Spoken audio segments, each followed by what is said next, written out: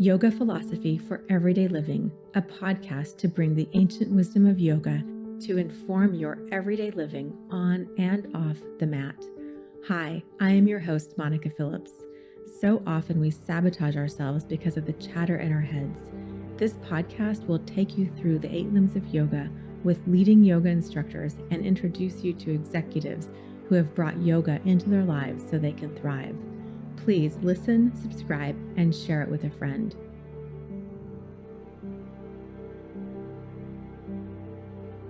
Welcome to Yoga Philosophy for Everyday Living. I'm really excited to have 2 really special people join me today for this episode. Maybe we'll have a third, we'll see. But I wanted to find a way to bring some of this everyday living into the conversation. And our guests today are women who are in a coaching pod with me. And as coaches, how we use yoga to show up in the world. And we have Erin Owen, who is an executive coach to senior executive MBAs whose drive for success has left them wanting greater meaning in life. She is also a certified yoga teacher.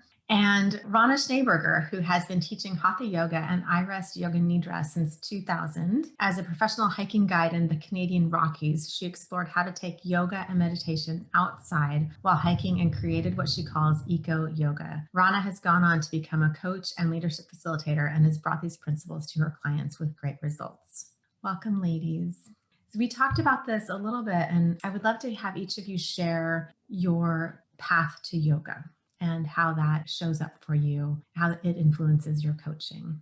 Erin, would you like to go first?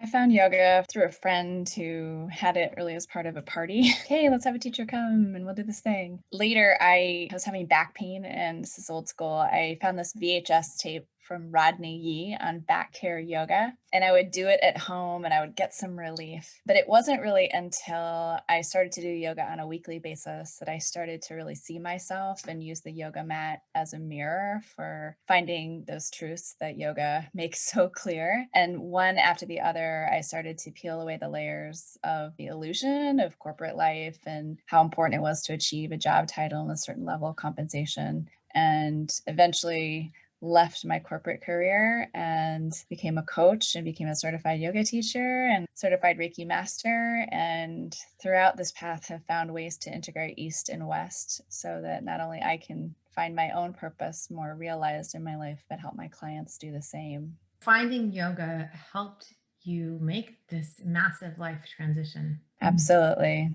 Just the ability to see myself in a totally different light. I remember one moment on the mat when very early on, the yoga teacher said, now step your right foot forward to meet the left. And there was no way that my leg was going to come forward. And I had this moment of facing my competitive identity. Well, if I can't step my foot forward, I'm not going to be able to do X, Y, and Z. And it was actually my competitive nature that drove me to continue in yoga in the beginning, even though ultimately it helped me to really melt that away and not worry so much about comparing myself to others or what I thought I should be. My yoga mentor, Tiffany Rousseau, imagine you're lying on your back and she says, now flex your foot, bring your thigh to your hamstring, and can you get your hamstring on the floor before your foot? Honestly, don't know if this is possible in anyone's body. It's definitely not possible in my body. And what I love about this is that we get to poses later in the asana practice where something might be possible in someone's body, but it's not possible for me. And so by noticing that we start off with this pose that is absolutely not possible, it takes away this pressure of saying, can you notice? Can you witness? And I think this is this massive life lesson because we often don't notice. I love what you said about this rush getting out of our heads. We are so stuck in all of these visions and ideas of what is important. And we realize it's not important at all. It actually doesn't give us what we need in life at all. And so when we can notice that in our body, the power of the asana practice that helps us give us space to breathe, gives us space to draw in, to sit with ourselves. Ronna, tell me about your journey to yoga. I just did local classes at the rec center. This is like late 90s. And I just found I would get really relaxed. And I hadn't really felt that relaxed ever. So I just kept going to classes. And then my yoga teacher and Douglas decided to try to teach 200-hour teacher training. And so I did it. And this was in 1999. I had no intention of becoming a yoga teacher. That just seems so far off. But I just did it for personal growth. And then once I did it, it was very transformational for me, just really being embodied. And I didn't have those words back then, but just really being embodied, finding these places of calm, just the journey that we go on. And it's all individual when we go through these yoga teacher trainings, whether we become a teacher, it can be really transformational. And so I was so inspired, I decided to teach. And so I started teaching. And I'm also a guide, a naturalist and a hiking guide here in Banff National Park. And so I thought, wow, I'd like to take this outside. And so I started exploring ways of taking it outside and doing walking meditation and doing yoga outside, and the time, and just, peeling back these layers, as Erin said, so that we can just dwell in our true nature, in that stillness, in that abiding presence that we are, and just giving people these glimpses of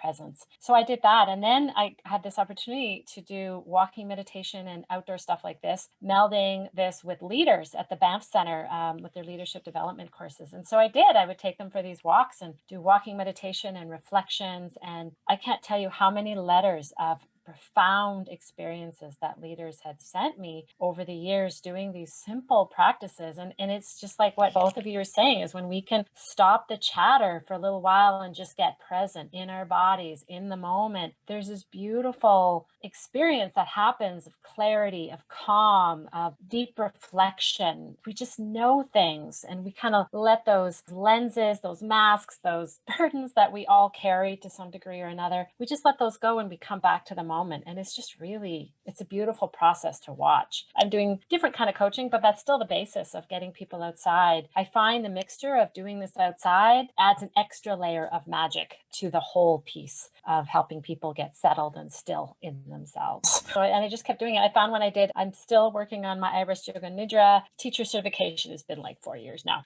And that process took it even deeper. It's abiding in that stillness. It's abiding in our true nature, knowing that it's always there. It's not like I have to get somewhere. It's always there. And this beautiful practice has just helped me peel away these layers that no longer serve me, or be present to these parts of myself that have been unintegrated. Things happen in our lives throughout our lives. And by just learning how to sit with them and welcome them, they get integrated again. And then they don't have to grasp at trying to get my attention. And I can just welcome them all in. And so it's been a profound journey for me.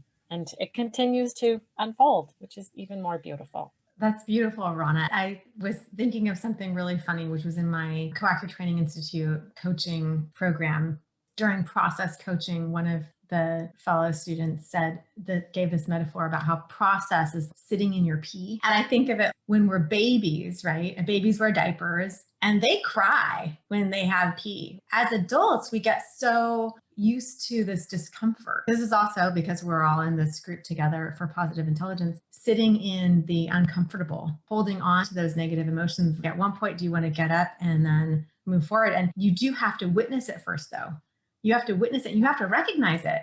You could sit there for a long time if you don't recognize it. I was just thinking that there is so much power in that, sitting with something, being with it, and then noticing, do you want to take action to change it? Do you want to draw in the niyamas, recognizing what we have within ourselves? Do we want something else to come from this experience? Create something more than we ever thought was possible through the experiences that we have shared with others. There's an element that sometimes we have to metabolize what's just happening, or what is happening, in order for us to get to that next, whatever that next thing is. But first we have to sit in the pee, or just sit in it for just a little bit and metabolize it. I've been using that word. I just love that word. Before we have to let it go through our system, work itself through our system, not for days or years, but when we truly feel and experience, it only really takes a few minutes. It's when we don't, is when it can take years, because we haven't allowed ourselves to truly feel it. And then often once we've felt that, then there's a recognition of, we know what the next step is, or there's an understanding or a willingness to go to the next step.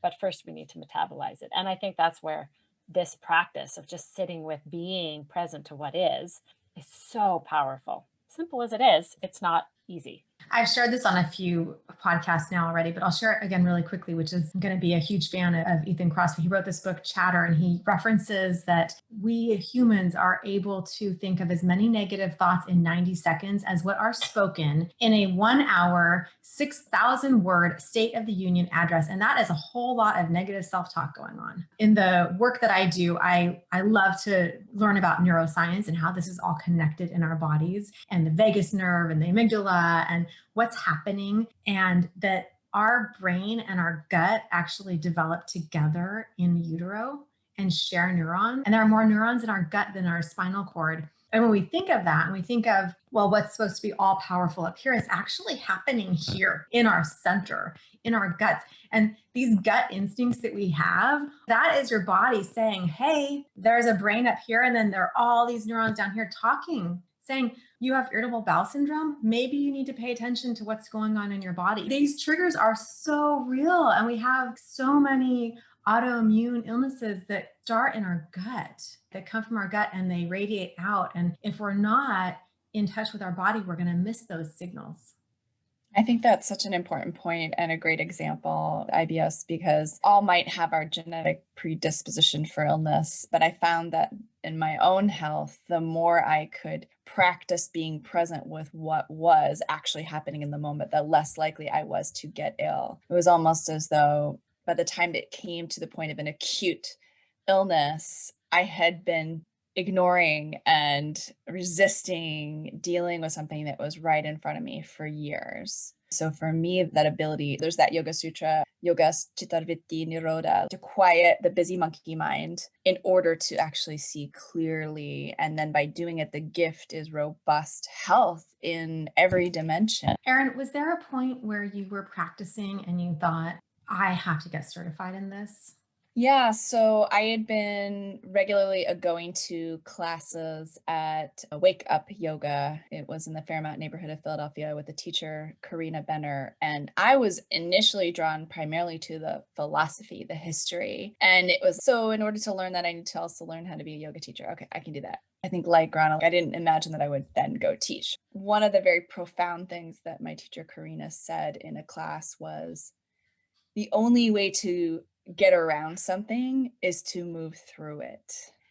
And the entire class that day, the sequence of poses, this is a vinyasa class, it was designed to face our edges on the mat and learn how to move through them rather than resist them or push them. So that moment really said, oh, for me to go deeper here, I want to learn the philosophy. I want to understand the holistic aspect of all the limbs of yoga and how it all fits together. And so you mentioned Sutra 1-2, Yoga Chitta-vritti Nirodha. What would you most like others to know about this ancient wisdom of yoga that shows up for you every day? The simplicity of it. We can get so busy in our cognitive thinking, our rational mind about trying to rationalize things and figure it out and problem solve. And there's this idea of death by analysis. Just take a couple breaths, sit quietly. If it's hard to do that, move the body with the asana, with the poses. But it's so simple to drop the layers, drop the illusion, and be with what's right in front of you. Not easy, right, Ronna? But simple. Tell me about how the yoga philosophy shows up for you every day, Ronna. I think the biggest piece that, to what we're talking about, is just the willingness to meet the moment. Sometimes I'm not, but I'm more aware that I want to and I'm willing to. And the richness that comes out of that, even though they're challenging moments, there's more of a habit now, or the practice of moving towards, just as Erin was talking about, the practice to move towards something versus avoid it or move away. I'm not a graceful at it, but there's a willingness and there's a knowledge that I need to go to those moments and just be as present as I can. One, there's richness, and two, if I avoid things, then they're just going to come back and bite me later. So just this richness of living in the moment. Like I said, I'm not always doing it, but I do it more often now than I ever did before, and being conscious of the moment. There's the other practices, things like being compassionate towards myself and others. It's just these really basic things. It's these really, really basic things. Sitting with myself. Sometimes I don't do as much asana as I used to, but I do more meditation, whether that's inside or outside, and acknowledging that my needs in yoga change over time and that it doesn't have to look like somebody else's. And it's totally okay for me to trust what my body and my mind need at this time. And just also having skill sets to sit with myself when something is bothering me. I didn't know how to do that before. I was never taught how to do that. My parents didn't know how to do that. And so this just gave me tools as to how to sit in that and how to, without holding on to it, and how to create space for others to do the same. I'm so glad that you said that. My mentor, Tiffany Russo, she talks about making the simple hard. And you say simple things, but actually being present is probably one of the hardest things for humans to do. When I see students who are high achiever, new to yoga, Shavasana is a really difficult pose. There is this grace in making the simple hard so that when we get to these things that are hard, we know how to make them simple. I'll welcome Chiara into the conversation. Hello, Chiara. Hello, everybody. Hi, Monica. Hi, Ronna. Hi, Erin. Chiara Megighian is in our Positive Intelligence Coaching group with us and is also a certified yoga instructor. Chiara, tell me a little bit about your background, and then I'll ask you another question after that. I am a leadership coach, and my school is presence-based coaching led by Doug Silsby and now by Bibi Hansen. And I found Tree Yoga and Eugenie Kaliji to be a wonderful integration of my coaching practice. What was your path to yoga, and how does yoga influence your coaching? I started yoga as a way of having more coordinated movement. That was many, many years ago. And when I decided to go through the training, I wasn't really sure how that was intersecting with my coaching practice. I was still following the fact that it was going to be beneficial for my body, for my movement. In our training, when we do yoga philosophy, they ask you the question, what is yoga? And you need to learn it by heart. Yoga is the control of the thought waves of the mind. And all in a sudden I said, oh my goodness, there's also something else. That was my discovery through the teaching certification of how yoga was helping to control the thought waves of the mind. Therefore, through yoga, I could consciously decide to change my reactions. And that was perfect for coaching. So one of my aha moments in yoga, so the Tree Yoga has a completely different names for the poses. So it will be all messed up what I'm going to say following the traditional naming of the poses. But as we were moving into what we call cat, the teacher was inviting us to open our chest and open our shoulders. I realized there how most of the times this is not the way we move, because as we come up, we tend to lift our head first and then to come up with our chest. And this is really how we function. We think first before opening our hearts. So that was an incredible illumination for me on how to really go deeper into the poses and how they mean in our everyday movements. As I learn more about the body and how we hold ourselves, I have a deeper appreciation for the asana practice. And even in my brain breaks with my clients, I will invite them to just take a forward fold to get the head below the heart, which activates our pressure trigger and brings us back to our parasympathetic nervous system. It takes us out of our survivor brain, reduces our emotional triggers. It helps us regain calm. And then we get to be clear-headed, and all of you know, like all the amazing benefits that come with that. And it is so simple, but how often do we actually show up like this in our bodies? How often do we actually give ourselves, honestly, 10 seconds to take a forward fold? Yoga for everyone is so important to me. I did an episode with Diane Bondi on ahimsa, and this could be at the wall, puppy dog pose. This could be in a chair for, you don't have to have a huge range. You don't have to be flexible. You don't have to have balance. It's creating it. It's creating it and finding it in your body. Specifically to that point, I found that when I was teaching yoga, my clients who were really intensely in their head, it was almost like too much for them to try to wrap their head around all the Sanskrit names and the sequencing. And that, along with my own experience, led me after my vinyasa certification to yin yoga certification and finding a way to not only let go of the mind, but literally let go of the musculature of the activation of the muscles and to get under the connective into the connective tissue. And I felt that the connective tissue became symbolic. It's where they found through research that the chi flows, the prana flows, getting to the core essence for the client of what's really there, what really matters after peeling away all the efforting and all the trying to figure it out with their head.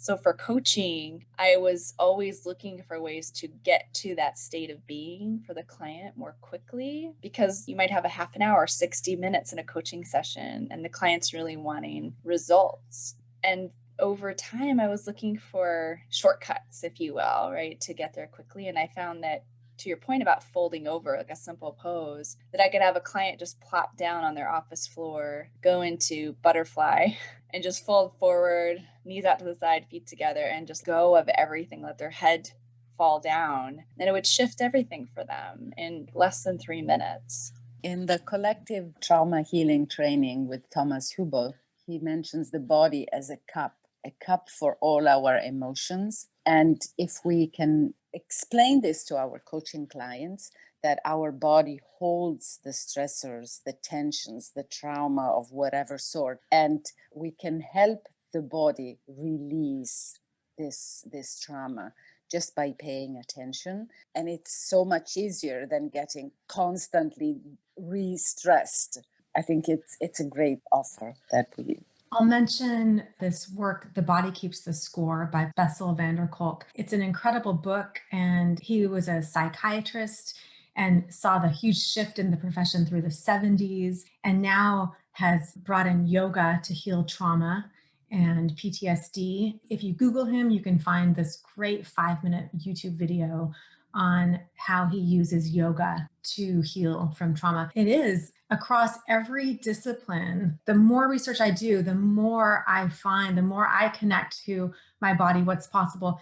It is in the body. And it is this just incredible sense we have to allow ourselves to feel. We are rushing through society and we don't stop and allow ourselves to feel in our gut, in our heart.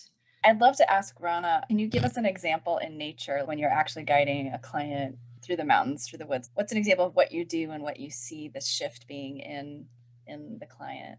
Often I will start with some kind of walking meditation. So sometimes it's just a really basic, I usually do a sense meditation, and then some kind of walking meditation where maybe it's a mindful one where they just feel their feet on the ground. I've done it also where they just feel into the space that they're walking through. I find when I take them into nature, nature has such amazing effects on us all. Our bodies, it's really in our DNA to be in nature. So when we're in there and we hear the sounds and we feel the air in our skin and the smells, it takes us out of our head because the senses are the doorway to being present. So it's really a quick way to being present. And then I usually try to go to some amazing spot, to some yoga with lovely views and things like that. And then I do mindful moments, and the ground's not perfectly flat and the temperature isn't perfect. And maybe there's a bit of wind and your yoga mat's flying away. And so sometimes I just put the yoga mats away and they do it on the ground, and just then I'll make through cues to just really feel the earth itself and letting them to connect through their yoga to what's going on in their environment, to connect to their senses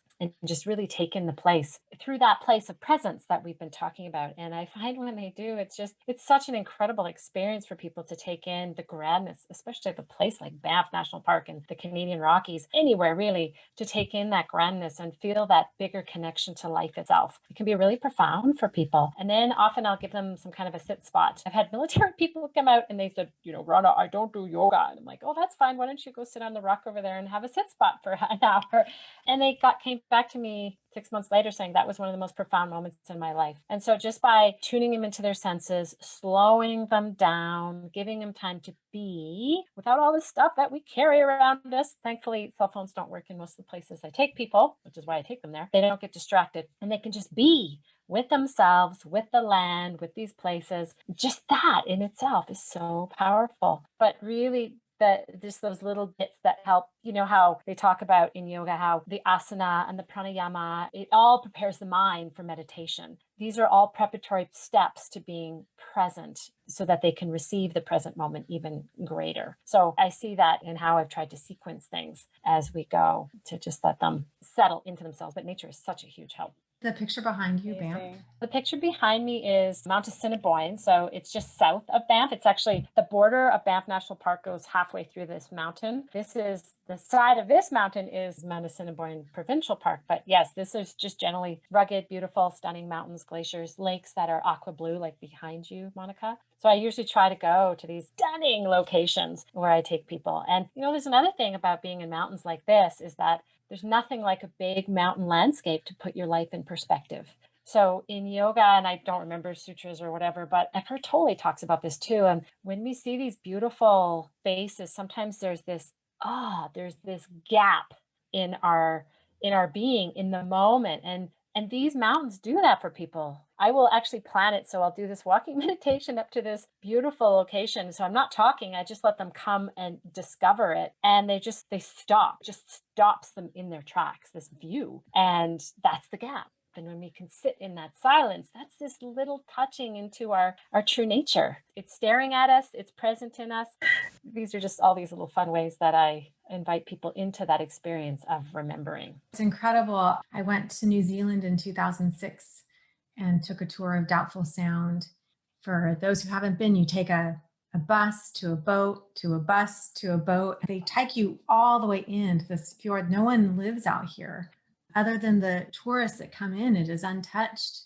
And there are these fjords rising out of the ocean that are magnificent. And in every direction, there's water trickling down, and some areas gushing, and there's penguins, and it's everything, all of it. And they take you in. And so you've had this journey, and then they come into kind of the depth of the fjord, and they turn off the boat engine, and it's silent.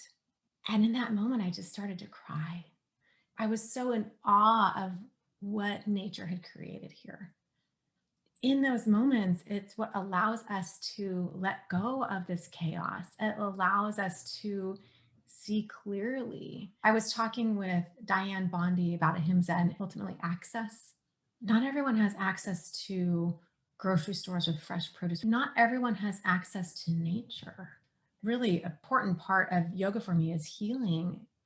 If people don't have access to nature, how do they see themselves in the world?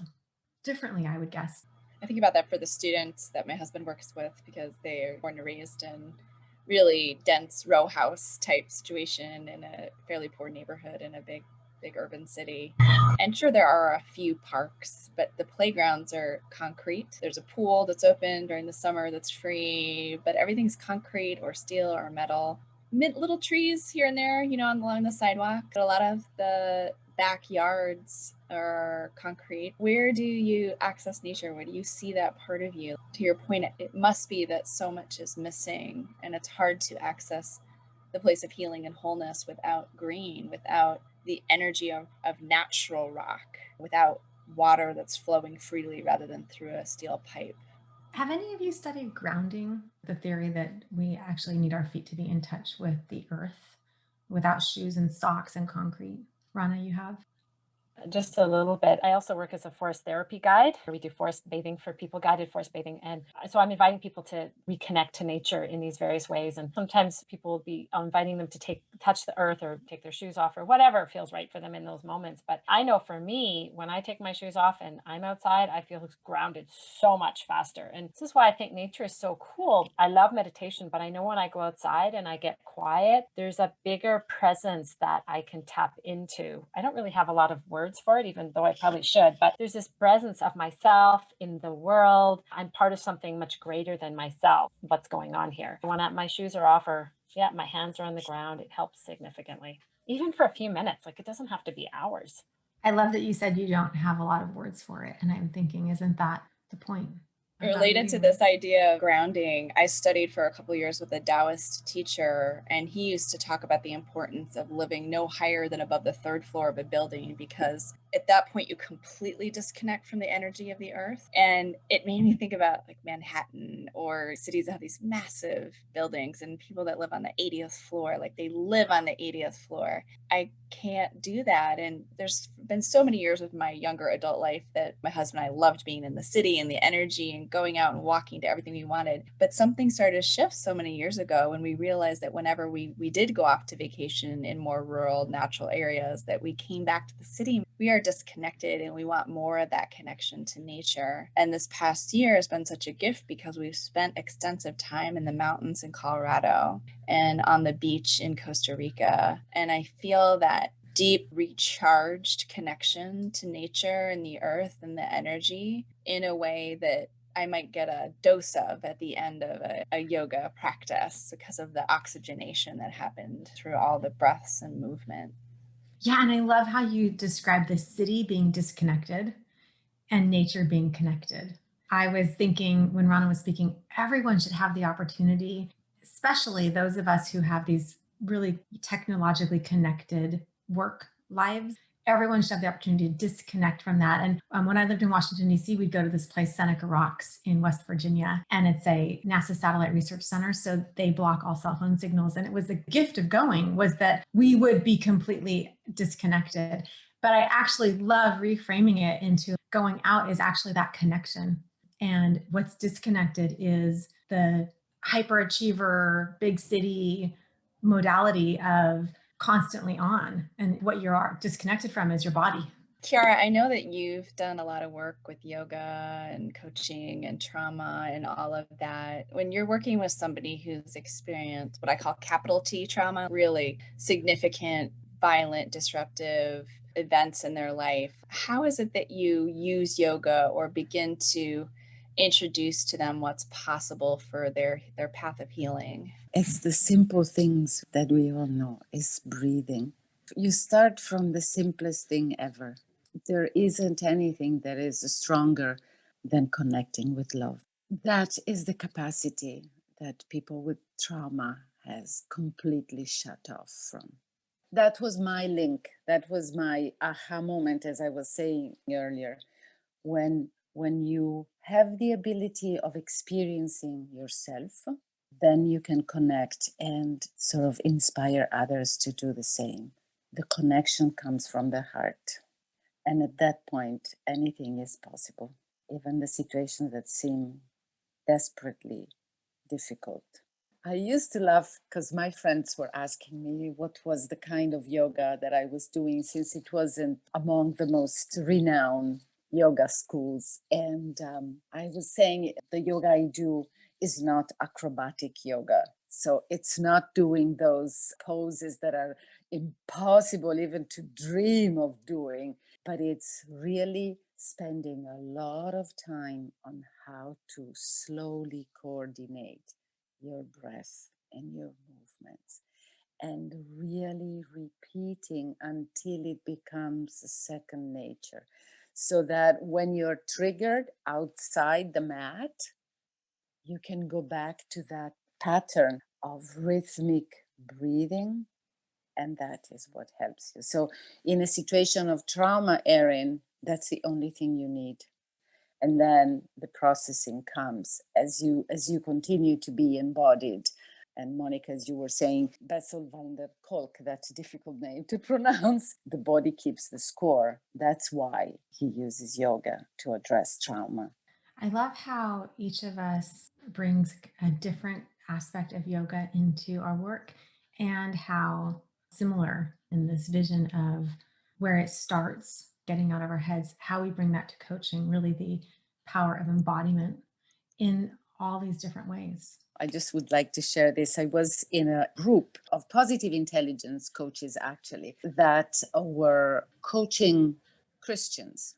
It's this group, I don't know if you heard about. I saw it, but yeah, coaching for religiously inspired coaching, something like that. And one of the participants was at a certain point very concerned because the discussion was going into divisions. So the different religions, the different schools of religion. So I'm Christian, but I'm not Presbyterian because I'm not Unitarian, because this or that. And I don't know what I'm saying because I don't know any of these things. And so this woman was saying, I'm going to have a coaching workshop.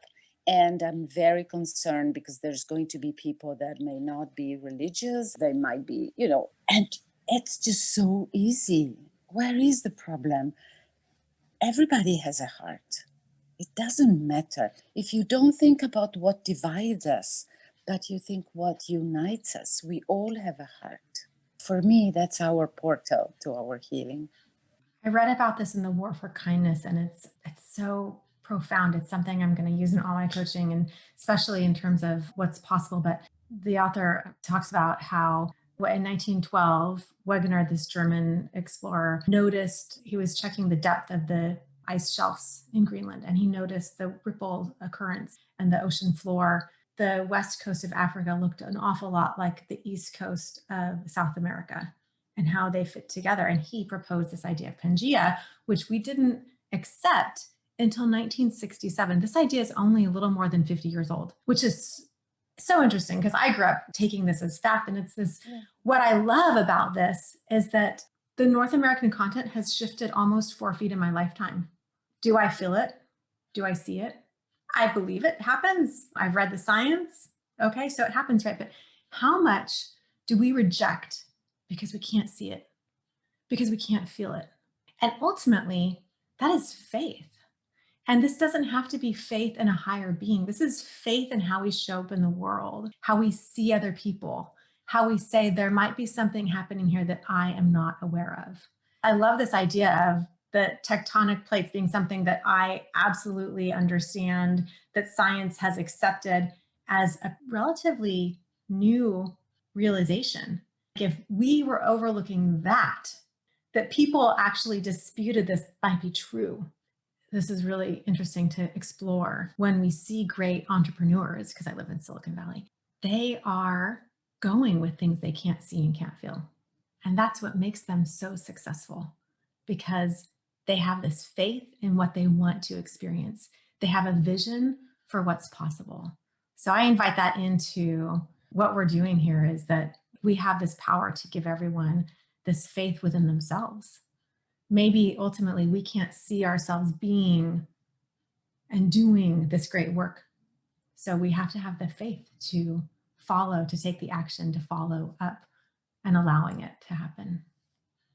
Any final words on yoga and coaching? I'm going to steal Chiara's word and just say it's all about the heart.